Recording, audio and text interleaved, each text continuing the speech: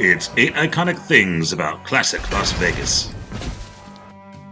There's Vegas, and then there's classic Vegas. We're taking a look back at the real thing.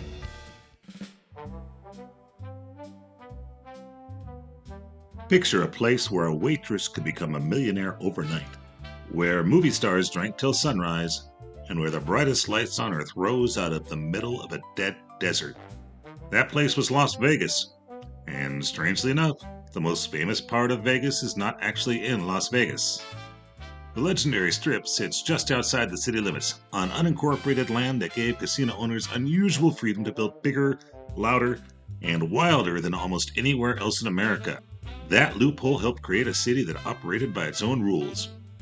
Of course, now that I'm here, I make the rules. Got it? By the 1960s and 70s, Las Vegas had become something almost mythical. Mobsters, lounge singers, neon palaces, high rollers, showgirls, and celebrities all collided in one growing stretch of desert highway. For a few decades, Vegas was just a vacation spot. It was the capital of spectacle. These are the classic icons that built the golden age of Las Vegas. Oh yeah, I forgot to mention, one item on every list is fake. Number 8. Neon. Classic Las Vegas was not built out of steel or concrete. It was built out of neon. The city glowed so brightly that people flying into Nevada at night could see the Strip blazing in the desert from miles away like some kind of electric mirage. Vegas understood something early. The casinos were not just competing for gamblers, they were competing for attention. So every property tried to outshine the next with massive glowing signs, exploding stars, animated cowboys, and enough flashing light to practically short-circuit the human brain. No sign captured that spirit better than Vegas Vic, the giant waving cowboy on Fremont Street welcoming visitors into downtown Las Vegas. Even today, he still feels less like a sign and more like the city itself saying hello. Then there was the Stardust sign, one of the great masterpieces of mid-century design. And of course the Welcome to Fabulous Las Vegas sign, which became one of the most photographed landmarks in America. Thankfully, some of these neon giants survived the wrecking ball. Today, the Neon Museum preserves dozens of classic Vegas signs, giving modern visitors a glimpse of what the city looked like back when the desert glowed all night long. Number 7. The Moulin Rouge. For 6 months in 1955, the coolest place in Las Vegas was nowhere near the Strip. It was the Moulin Rouge. At a time when segregation ruled much of America, the Moulin Rouge became the only fully integrated resort in Las Vegas. Black and white guests could gamble, dine, and watch performances together under one roof, something almost unheard of in the city at this time. But the real legend began after midnight. Black entertainers who had already finished performing for segregated audiences on the Strip would head over to the Moulin Rouge and finally relax in front of a crowd where everyone was welcome. Those late-night performances became the stuff of Vegas mythology. Musicians would jam until sunrise, celebrities packed the room, and audiences knew they were seeing something special happen in real time. And here is the astonishing part. The Moulin Rouge only stayed open for 6 months. 6 months was all it took for the resort to leave a permanent mark on Vegas history and help nudge the city toward integration. Number 6. Atomic tests. One of the strangest moments in Las Vegas history involved tourists setting alarm clocks so they would not miss a nuclear explosion.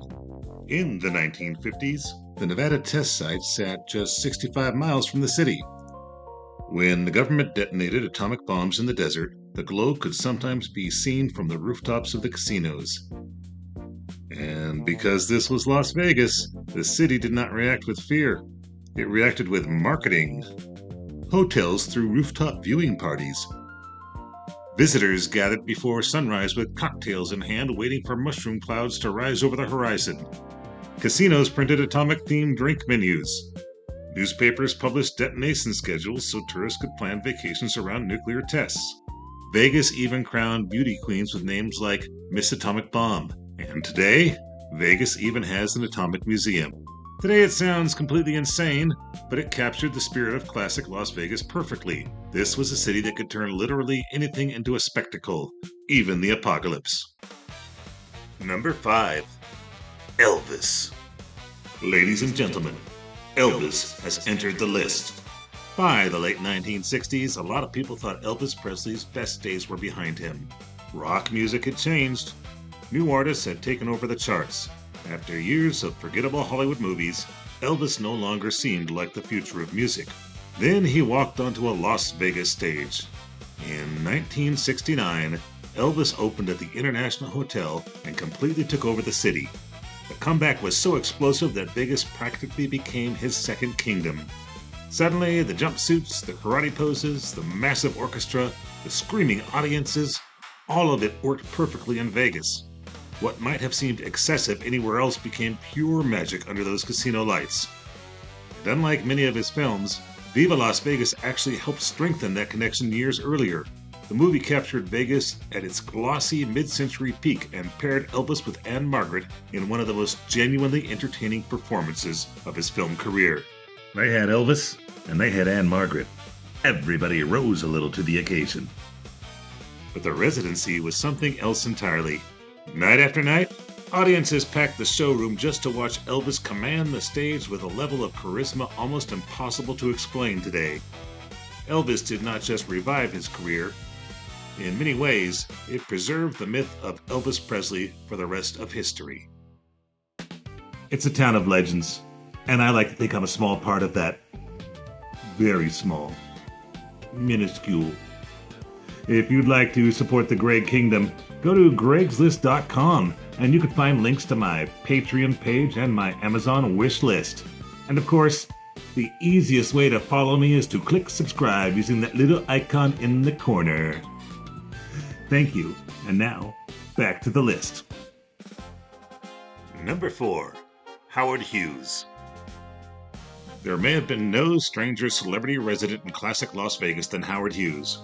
Because while the billionaire businessman was known publicly as an aviation genius and movie producer, Vegas remembered him for something very different entirely. Howard Hughes became one of the most notorious playboys on the Strip. Night after night, he drifted through the casinos in perfectly tailored suits, holding court at baccarat and poker tables deep into the morning hours. Lounge performers knew him by name. Dealers loved him because he tipped recklessly. Showgirls adored him because he always seemed to arrive with another impossible story. And according to old Vegas legends, Hughes was everywhere. He supposedly spent nights roaming from club to club with Frank Sinatra's circle, occasionally climbing on stage himself to croon a song or two alongside the Rat Pack. Stories spread about wild penthouse parties at the Desert Inn that lasted till sunrise, complete with celebrities, gamblers, musicians, and enough champagne to fill a swimming pool. Some longtime Vegas locals even claimed Hughes may have helped inspire parts of later films like The Hangover because of the outrageous stories that followed him around town. Only one story no one believes. He did not leave everything to Melvin Dumas. Whether every story was true almost did not matter. In classic Las Vegas, myth and reality tended to blend together anyway, and Howard Hughes fit perfectly into a city built on excess, glamour, and spectacle. Number 3. The Showgirls. No image is more closely tied to classic Las Vegas than the showgirl. Towering feathered headdresses, rhinestones catching the spotlight, costumes so elaborate they looked less like stage wear and more like moving architecture. But behind all that glamour were performers doing incredibly demanding work. Vegas showgirls generally fell into two categories. There were the famous Bluebell Girls, known for massive production numbers, precision choreography, and dazzling costumes that could weigh almost as much as the performers themselves. Then there were the nudes, as Vegas bluntly called them, performers who stayed clothed for the early show, but took their tops off for the 10 o'clock show. Though tamed by modern standards, it did challenge what the USA was used to at the time. Either way, the job required discipline, stamina, and professionalism night after night under brutally hot stage lights. And when the curtain came down, many of those performers returned to a neighborhood with one of the most unforgettable names in Las Vegas history, Naked City.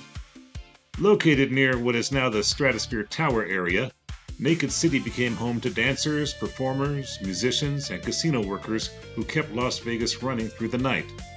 Away from the casino floor, it was not glamorous at all. It was simply where the people behind the fantasy lived their real lives before waking up and doing the whole thing again the next night. Number 2. The Rat Pack. There was a period in Vegas history when the coolest place on earth was a single showroom inside the Sands Hotel, and if you were lucky enough to get through those doors, you might see Frank Sinatra insulting Dean Martin, Sammy Davis Jr. stealing the entire show, Joey Bishop throwing one-liners from the corner, and the audience laughing so hard they nearly spilled their drinks. That was the Rat Pack. Frank Sinatra, Dean Martin, and Sammy Davis Jr., often joined by Joey Bishop and Peter Lawford, transformed the Copa Room at the Sands into the center of the entertainment universe. Peter Lawford was a British actor and JFK's brother-in-law, just so you know. And what made those performances legendary was how completely alive they felt. The jokes were loose. The timing felt spontaneous. One minute, Sinatra was singing a standard. The next, Dean Martin was wandering on stage with a drink in his hand, derailing the entire show. The audience never felt like they were watching a polished production. It felt like they had somehow slipped into the world's greatest after-party. That became the magic of classic Las Vegas itself. The Rat Pack did not just perform in Las Vegas. They defined the image of Las Vegas for generations. Sharp suits, late nights, cocktails, swagger, talent, and the feeling that absolutely anything could happen once the lights went down. And honestly, Vegas has been trying to recreate that kind of cool ever since. Number 1. The Flamingo. No institution has defined Las Vegas better than the resort that started it all, the Flamingo. Built with the backing of notorious gangster Bugsy Siegel, the Flamingo opened in December of 1946 as the first true luxury resort on the Las Vegas Strip. Siegel poured everything into it, his money, his reputation, and ultimately his life. The project ran massively over budget, and just months after opening, Siegel was shot dead in Beverly Hills, almost certainly on orders from his mob associates. But the Flamingo survived him, and more than that, it thrived. I made my bones when you were going out with cheerleaders. Not really, but I love that quote. It established a blueprint that every hotel after it would follow, from Caesar's Palace to the Sands to the Desert Inn. The combination of glamour, gambling, entertainment, and luxury hospitality we now take for granted as the Las Vegas formula was essentially invented right here. Without the Flamingo, there is no Strip as we know it. Bugsy Siegel's audacious and ultimately fatal gamble remains the single most consequential moment in Las Vegas history. Before the mega resorts, before the fountains, volcanoes, pirate ships, and billion-dollar casinos, there was the Flamingo, and it changed Las Vegas forever. Back in 1946, the Las Vegas Strip was still mostly empty desert. Then gangster Bugsy Siegel decided to build something the city had never seen before. A luxury resort where gambling, entertainment, fine dining, and Hollywood glamour all existed under one roof. That resort was the Flamingo.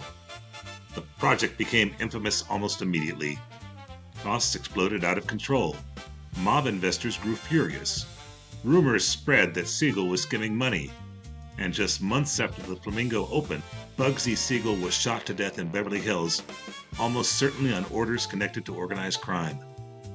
But the Flamingo survived.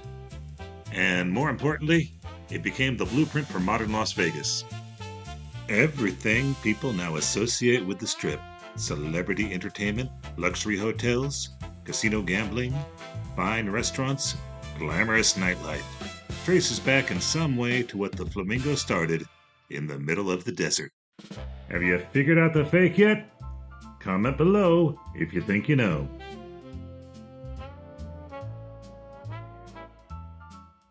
Looking back at all these stories, one thing becomes very clear. Classic Las Vegas was not trying to be respectable. It was trying to be unforgettable. This was a city where atomic bomb tests became tourist attractions, where the coolest entertainers in America performed until sunrise, where neon signs glowed like science fiction, and where places like the Moulin Rouge challenged rules the rest of the country still accepted. Vegas operated by its own logic. The drinks were stronger, the nights lasted longer, the shows were bigger, and the line between glamour and danger was sometimes razor thin. Gangsters helped build it. Entertainers mythologized it. Tourists came looking for freedom, excitement, reinvention, or maybe just a story they could never tell back home. And somehow, all of those contradictions became the identity of Las Vegas itself. It was imperfect, excessive, occasionally ridiculous, sometimes genuinely dangerous. But boring? Never for a single second. Thanks for joining me on this trip to Classic Vegas. If you want to know about Vegas now, I have two lists. Things locals hate about Las Vegas, and things we love about Las Vegas. I had to balance it out, right? My exit song for this show is called Crying in Neon, and it's about a Las Vegas dancer who misses the classic days. Cheers, everybody. She took the chorus line job just to get through the week, dreaming she'd be headlining by the fall. But every night she'd take the stage, feeling stuck inside a cage, playing star for folks who never knew her at all. And she's crying in neon when the curtains close, still in rhinestones, still in hose, still in hose. She tells herself it's just a moment, just a phase to survive. But the showgirl life ain't the dream she had in mind. Greg's List is a Guano production.